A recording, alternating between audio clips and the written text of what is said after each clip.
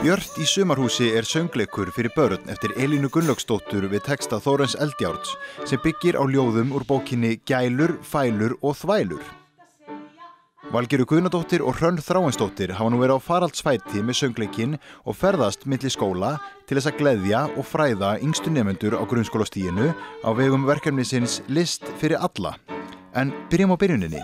Hún Björt nefnilega á leið í sumarbústað með ömmu og afa. Og það ekkert rafmagn og hún getur ekki hlaðið iPadinn og símann og finnst allt frekar svona leiðinlegt og afi og amma reyna svona að hafa ofan af fyrir henni og gera alls konar skringilega hluti til þess að skemmt henni og henni finnst allt nú svona fremur kjánalegt og þau gera ævintýr úr öllu, kóngulær og fiskiflugur eru spennandi og þau leika ókindina og búa til svona skona karaktera og svo eru þau að reyna að svæfa hana, þau láta hana lesa bækur af sjálfsögðu og hræðana með draugasögum og ýmislegt og hún og eftir öll skripalætinu þá sofna þau sem sett og hún ennþá glaðvakandi og fer að lesa bækur en þannig að það eru ýmsir karakterar sem að koma fram sko afinn og amman og ókindin og hlaupagikkur sem kemur hlaupandi gennum bústaðinn mjög skemmtilegu karakter þannig að það sem að ég leik öll hlutverkin og fyrir utan eitt sem að Hrönn leikur mjög snilldarlega þá reynir þetta ansi mikið á sem ókindin mjög mikilvægt hlutverk. Já. En það mikið að vera í sýningunni mörg hlutverk, það alltaf eitthvað að vera, það lítur að spila lykilhlutverki að halda þessum áhorfendahópi uppteknum á meðan. Jú, ég meina áhorfendahópurinn 1. til 3. bekkur á flestum stöðum en svo stundum slæðist 4. bekkur með og jafnvel bara síðasta ár í leikskóla en svo má ekki gleyma sko textinn eftir Þórarin Eldjárn, hann skiptir náttúrulega höfuðmáli því hann svo fyndinn en vandaður.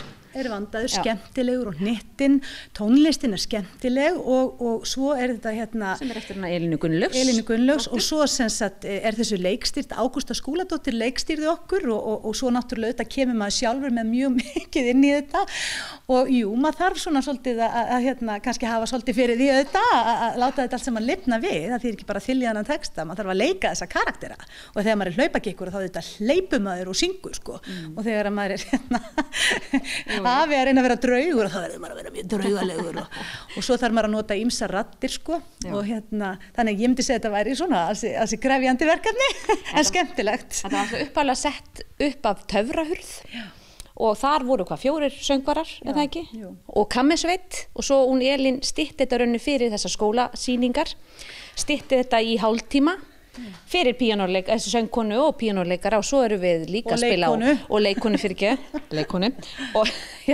svo erum við að spila líka á alls konar slagverðsljóðfæri, ég flauta og við bara, hún alltaf skoppar allt og já, og þetta bara og þetta svona flott verkefni og við List fyrir alla að fara í þessa skóla, það líka mikilvægt því það oft börn sem að fá aldrei tækifæri til þess að fara í leikhús eða tónleika eða upplifa eitthvað og það höfum við líka heyrt þegar við erum verið að fara landið því að við erum verið að fara Suðurland og Vesturland líka þriðji túrinn sem sagt sem við förum að það svona mikið þakklæti þegar við komum yfir því að fá þessa sýningu þannig það líka voða gefandi og við verðum að koma því að því við erum í N4 að það búið einstaklega gaman hér börnin á Akureyri og nágrenn við byrjuðum sérst á mánudaginn þetta 12. sýningi núna, við höfum eftir 3 á morgun við byrjuðum á Siglufirði og svo erum búin að fikra okkur nær búin að sýna 12 skólum ekki samtals 12 skólum en 12 skólar eru búin að hér á Akureyri búin að sjá sýninguna og þetta bara alveg einstök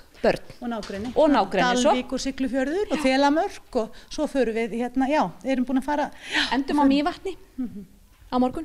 Þetta mjög fjölþætt verkefni að því þetta skemmtun, þetta menningar upplifun líka, það líka kennsla þarna, íslensku kennsla og svo líka ákveðið svona tónlistar uppeldi því að tónlistin spila rosalega stóran hlut í þessari sýningu.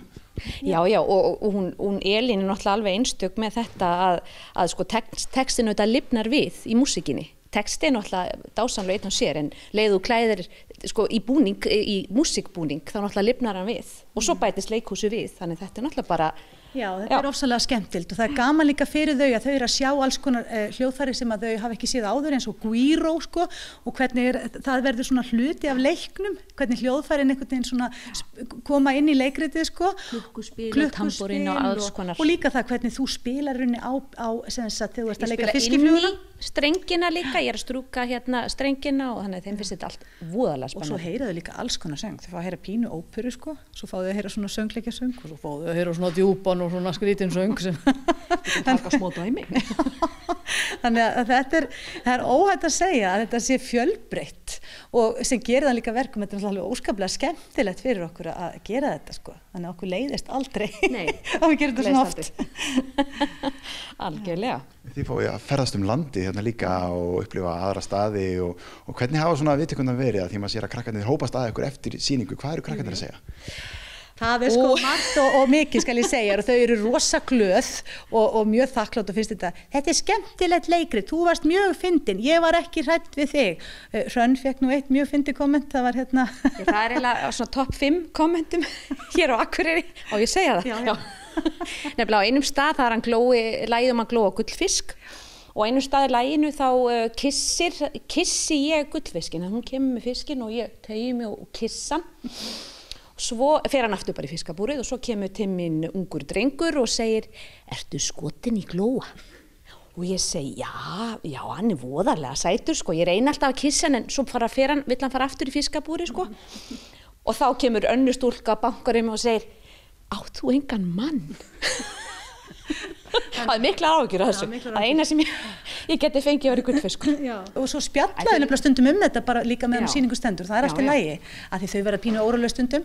En þá eru þau líka oft bara aðeins að spjallum þetta og velta fyrir sér þessum karakterum og spá og spekulera. Þannig að greinlega gefur þeim heilmikið, held ég. Já, ég meina börn eru bara svo opin og og eins og ég segi að sko kannski sumir hafa aldrei farið í leikhús eða fá ekki að upplifa svona og við erum alltaf opin fyrir því að leikhús á ekkert að vera hátíðlegt, maður má hreyfa sig, maður má koma sína tilfinningar og þetta er ekkert eitthvað svona fyrir einhverja elítu eða maður þarf ekkert að haga sér eitthvað en jú, kannski helst ekki tala mikið en þetta á bara að vera, þú ert bara að upplifa. Þú lítur að þurfa svolítið að uppgöta barnið í sjálfri þér þegar þú ert að sýna svona í öllum þessum hlutverkum og hleypur og skoppar hérna út allt. Ég hef alltaf haft svo hrikalega gaman að því að leika mér. Mér finnst ennþá gaman að hlaupa og leika mér og láta eins og fífl sko. Þannig að Og þú vilt svo til að mér finnst það líka gaman. Þannig við erum mjög góða saman. Við erum alltaf góða saman sko. Okkur finnst þetta ótrúlega skemmtilegt. Það er ekkert mjög sko djúpt á þessu, sem sagt, þessum skrípalátum.